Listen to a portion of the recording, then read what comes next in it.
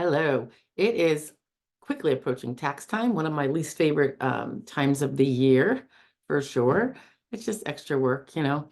Um, in any event, I thought it was a great time to talk about gig work. They talk about the gig economy. Sometimes they call about the sharing economy. Whatever it is, gig work, gigger work is a really common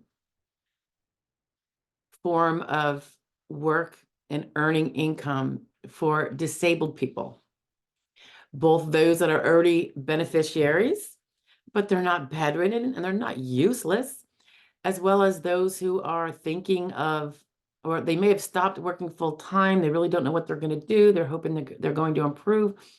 They have a little bit of energy, stamina, and capacity to do some gainful activity, and they take on a gig or a steady gig, however part-time it may be.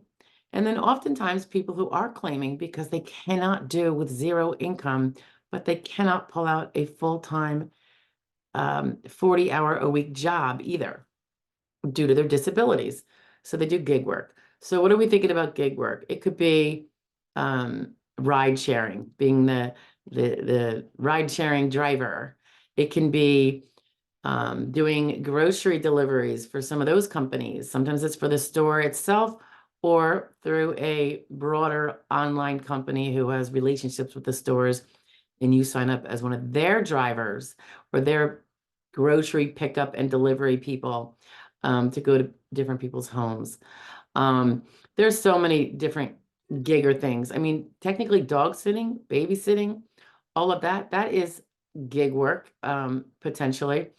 It's really, I mean, it's kind of a slang word and it's kind of open-ended, but we think of it as something usually less formal than a full-blown formal business. Although, did you know that if you are doing gig work, you are self-employed? I mean, not everyone who's self-employed is doing gig work, but gig work is self-employed work. So, like self-employed people or people who have their own businesses, you, if you're a gigger, are your own business. It's a fact. And when you file, you have to file your tax returns by and large. And you really should read up on, um, if what you're trying to do is write off legitimate expenses, there are expenses you're going to be able to write off so you pay less taxes on that revenue that you just brought in.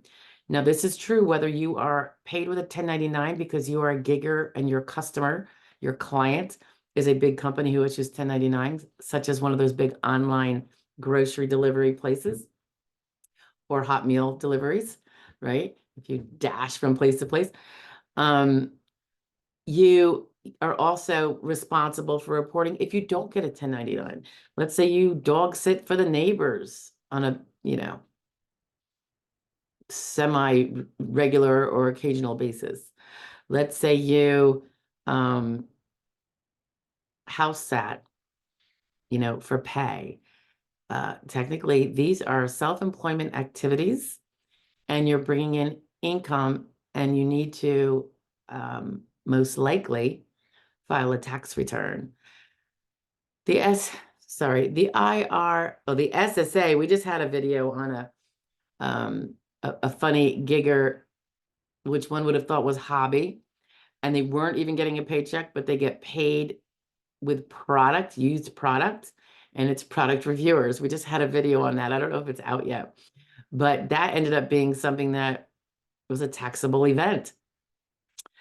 The IRS, and I'm going to stick up this link someplace, maybe in a button, either here or here. They have a whole section on gigging jobs and the fact that it is taxable like any other job. I hear too many people that think if I don't have a W-2, I don't have to file taxes. Even when they get 1099, sometimes they ignore them and they don't file. Maybe they think that 1099 issuers withhold the taxes like W-2 issuers do, and they do not. So you really got to get on top of this because this could bite you in the butt, both not just for like tax evasion type of things, but as you may have seen in other videos, gigs can do wonders, not just for giving you a paycheck when you desperately need one, but it can get you the Social Security earnings credits if you've been told that you don't qualify for Social Security disability, not because you're not disabled, but because you never paid in enough to earn those Social Security credits to be insured to then make a claim against the insurance.